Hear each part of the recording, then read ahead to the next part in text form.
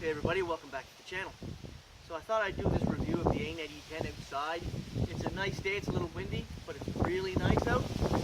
So I figured, why not?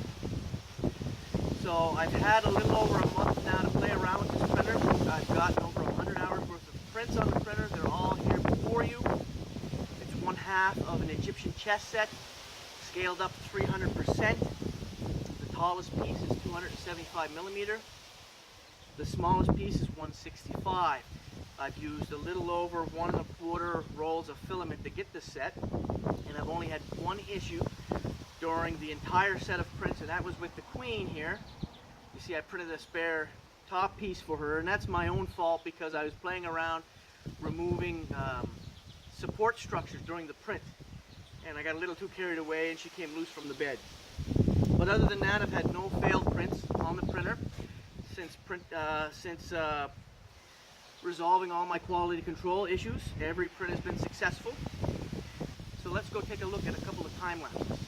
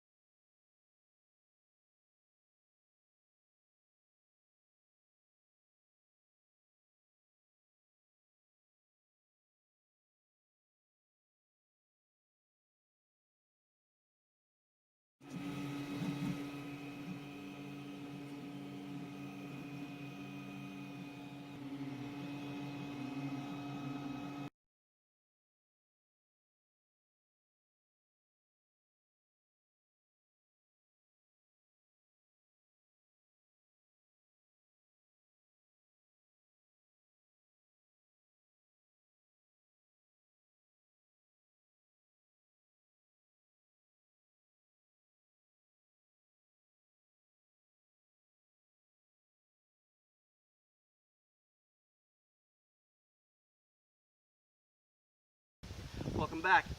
Okay, so I'd like to go over some of the things I did to this printer before I go over the pros and the cons. One of the things I did is I designed attachment assembly here for cable chain. You'll find that in the description below, available on Thingiverse. I also put a piece of corking on the back, as well as a sheet of PEI on the top of the bed. Now the corking on the back allows my heated build plate to heat up almost as fast as my hot end. If I set the bed for 65 degrees and the hot end for 200, it's only a minute in the difference between the two. So the corking really helps. I have a sheet of PEI, two-sided taped in place on here. That allows for no mess printing. I don't need any glue or hairspray or any tape like that. I just make sure my bed is level and print away. And what I do with the sheet of PEI, I recommend to everybody when they get a sheet of PEI, is scuff it with some 400 grit sandpaper just to give it a little more of a tactile surface for your PLA. For ABS and PETG, that is not needed, but for PLA, I find a scuffed surface on this works a lot better. I also removed the original clip assembly for the heated bed, but I still wanted to retain the ability to remove the heated bed. So what I did is I got some beefier connectors, I soldered those in place, and then I connected them in the back.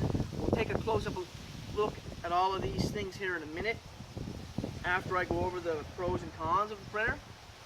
I still have yet to put a Mosfet in the printer, but I do have one on order because for the quality of prints and the ease of use of this printer, I think it's worth investing in a Mosfet to put in the printer. I apologize, it's a little windy out here, so there might be a lot of noise interfering with the audio of the video. So, after hundreds of hours of prints, spending some time with the printer, I can safely say that the quality of my prints is good. It's not great, but it's good. I have some prints are better than others, but it is capable of printing good prints with very little hassle. The ease of use with this printer, I find it's very easy to use, very intuitive. I like the firmware that comes with the printer. I like the fact that if you pause a print, the hot end will park in the back corner here and all the motors will lock. So you can change your filament if you desire and you won't lose your position.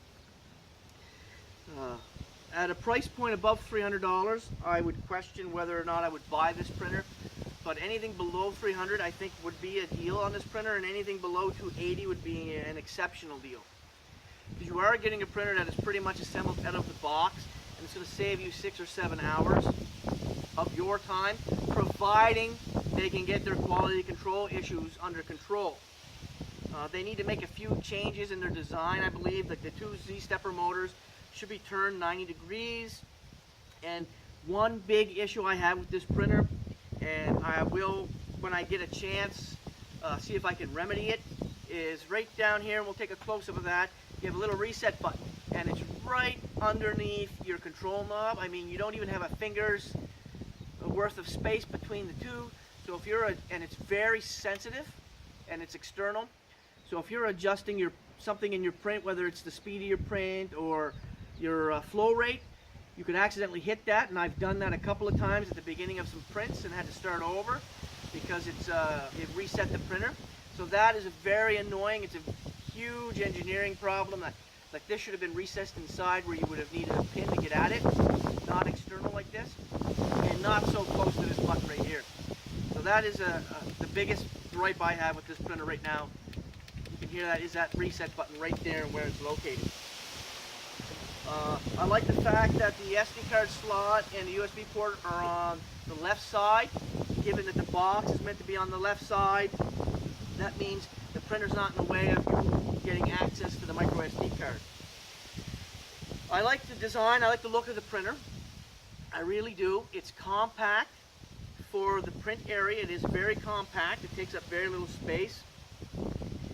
And I think it looks good on the desk. The print area, again, is 220 by 270 by 300. I have not yet utilized that full volume of print area, as some of these prints are quite big, this guy here. But I have yet to utilize the full print area, because I have other printers in the house to do that right now. The printed parts that come on the printer, they don't bother me. The quality of them doesn't bother me. Yes, they could be injection molded, but they work. I haven't had any issues with them. They haven't split or anything like that. They're ABS, so that's not a big issue for me. The biggest issue I had was when I initially got the printer and I had all those quality control issues. But since I've remedied those myself, they haven't prevented me from printing with the printer. It just meant I needed to take an extra hour or so in assembly of this printer to ensure it worked. I had to reverse these, I had to turn these motors 90 degrees. My X-axis motor and my extruder motor were reversed inside, connected to the wrong connectors on the board. My LCD wasn't connected inside, and my bed bracket was bent. So there's nothing there that prevented me in the end from printing. It just meant I had to play around with it myself and correct all those things. But there were no missing parts. There was nothing damaged to the point where I couldn't salvage it. And in the end, I got a really nice printer that prints really good parts with very little hassle. And again, throw a sheet of PEI or build tack on there and toss the glue stick and the hairspray in the garbage. You'll really like the fact that you don't have to put anything on there or take anything off. It's so convenient, and it makes the printer that much more of a pleasure to deal with. I like the look of the electronics box. As I said, it gives it a nice premium feel. It is a phony feeling because the inside isn't premium, but you can remedy that. I'm going to replace these fans inside eventually with some quieter, larger fans, and I'm going to put a Mosfet in there, and then it will be a premium box. One other thing I'd like to mention, aside from the fans inside the electronics box, the printer itself is really quiet. It's really quiet to print. The only thing I hear is this box. The linear bearings on the bed, usually I find linear bearings can be loud, like on my Anet E10, they're fairly loud, but the linear bearings on this bed. You barely hear that. They're quite quiet. So again, the negatives are you might get this printer with some quality control issues. The reset button here in the front is in a very poor location. There is no internal MOSFET on the printer. The starting price on the printer was a little overboard, I think. It could be more budget oriented, but I'm going to get to that in a minute. I think they've wisened up there because they've reduced their price considerably. Another thing I would like to mention too is the shrink wrap tubing they used is too big, and it does come loose off the braided cable and the wiring if you play around with it enough. But there's not a lot of negatives to list other than what I've just said. The printer does come with belt tensioning on the y-axis right out of the box. It comes with filament cooling out of the box. Two positives. The print volume is a positive. I like the size of the print area here. It's a happy middle. I haven't had any problems with binding on my threaded rod, so it goes up and down on the z-axis quite smooth. The printer itself is quiet. The box itself is loud. I like the look of this printer. I think that's a positive. And other than the fact, like if you don't get those quality control issues, it's just a matter of a handful of screws, plugging in your wires, and you're ready to go. It'll save you, it should technically save you 6 to 7 hours of your own time. Which, when you look at kits out there of similar build area for around $200 to $225, for me, in my life, if it could save me 6 to 7 hours of my time, it would be worth it. $75 to $100, it would be worth it. I like putting them together, though. I don't mind that. Some are more frustrating than others, especially when things don't go right. But still, you can't really compare this to a DIY kit because they're apples and oranges. A DIY kit is something that's going to take up your time, and even then you might have some quality control issues. But this is more of a like pre-assembled kit that's meant to be up and running within 30 to 40 minutes of opening the box. So let's take a few close-ups of some of the things I did here, and I'll go over them in more detail. So here we have that reset button that I mentioned. As you can see, it's right there. Like, my thumb is too big, I'll hit it. So that I got to do something about that. I think I'll take the thing apart and see if I can remove this knob so that it's recessed inside, not there. But that's my biggest issue here with the printer at the moment. So it's not a deal breaker by any means. If we take a look at some of these prints here, I've got 16 prints. I really wanted to do a supersized chess set for outdoors. So I found this Egyptian chess set online. I'll put links to the components of the chess set in my description. And I found they really came out nice. There's a few little issues here and there, but it might be due to my scaling, 300%. But all the pieces of the white are printed, and I just have to do the other half of the set. But the one that really came out the most impressive to me is this one here. The detail was just amazing in it, even at this scale.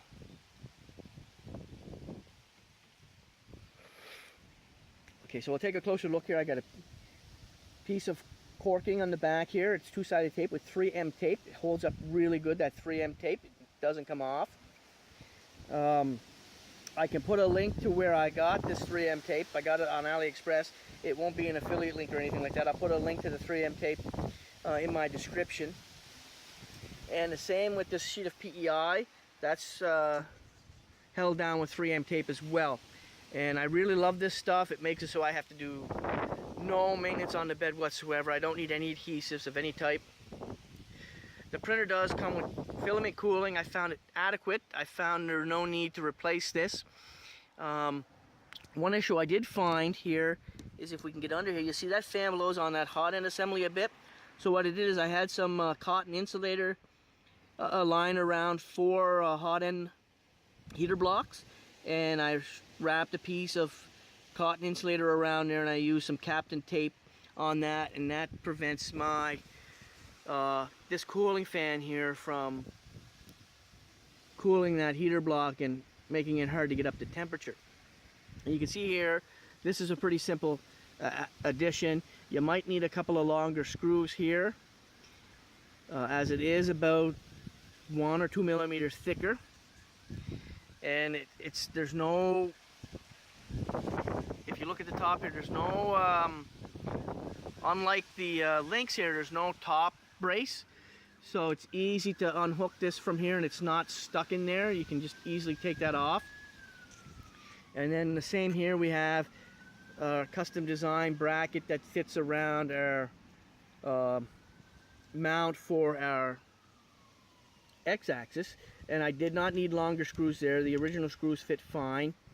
And then we have our cable coming out the top, and we have a spot here that you can zip tie it in place if you wanted to keep it from moving around, but I just have it free for now. And gives it a nice cleaner look. I didn't feel a need to replace this Y-axis tensioning. I found it was more than adequate. I did add, I'll put a link to this too in the description. I did add tensioning for the X-axis belt.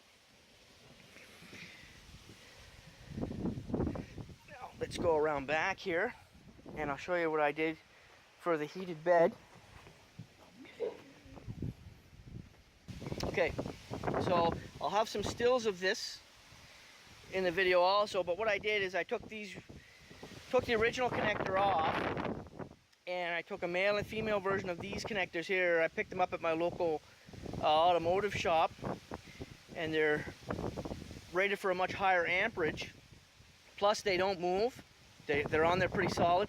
And I took the other ends of the connectors, cut them, and soldered them to the bed. And then on this side, I just reapplied some heat shrink tubing. Everything's connected inside here, and now these are on there pretty solid, and it allows me I don't have to worry about any vibration there causing a spark and the wires to heat up and melt here or in the box, but it still allows me to be able to disconnect the bed from the wiring. I'm not soldering the wiring directly to the bed because I really, if I can avoid that, I really like to. So this is the setup I did for the bed. I'll have some stills of it that are much clearer than this, but I just thought I'd show everybody what my solution was there.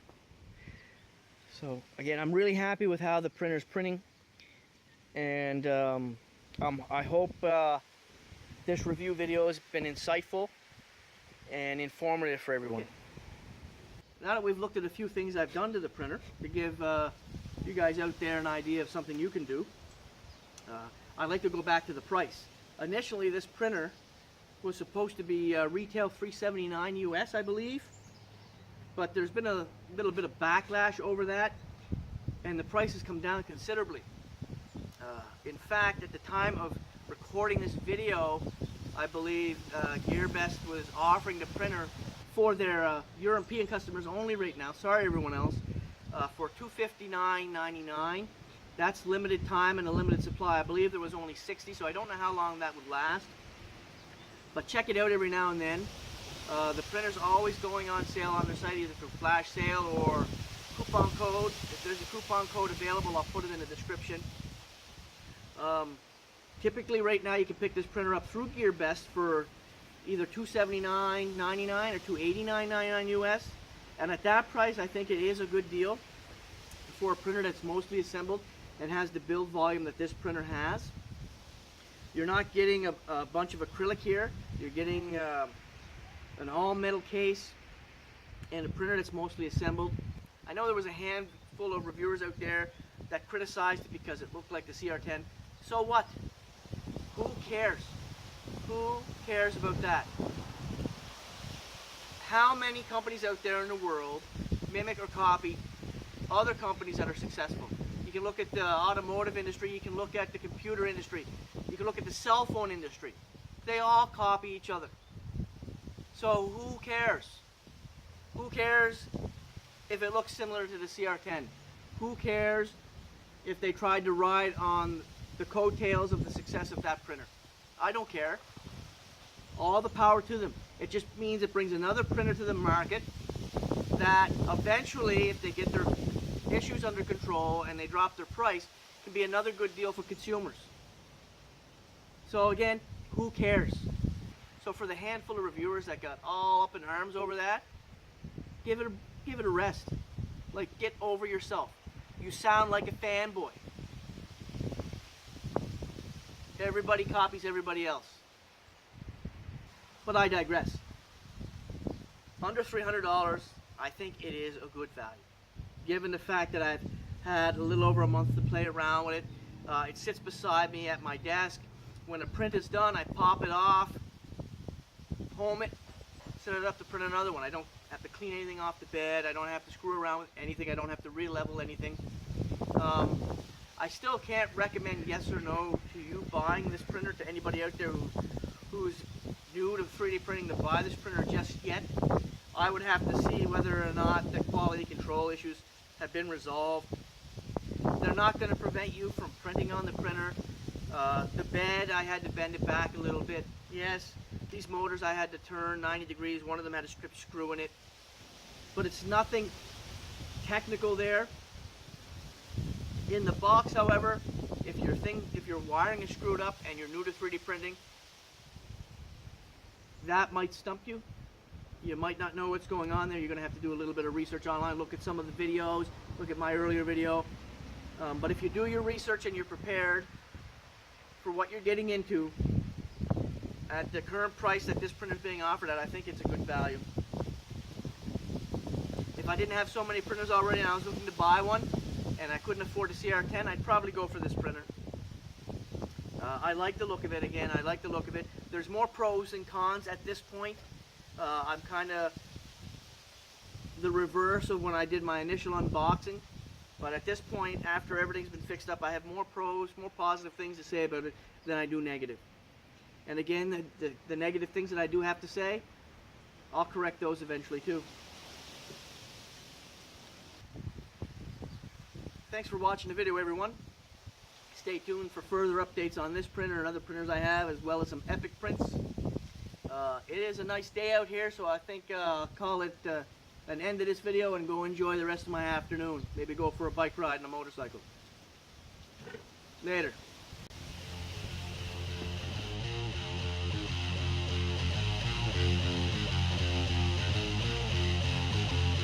Please don't fear me, because I know what I want. Please deliver me that soft part of your soul that makes you freeze time, staring in at yourself.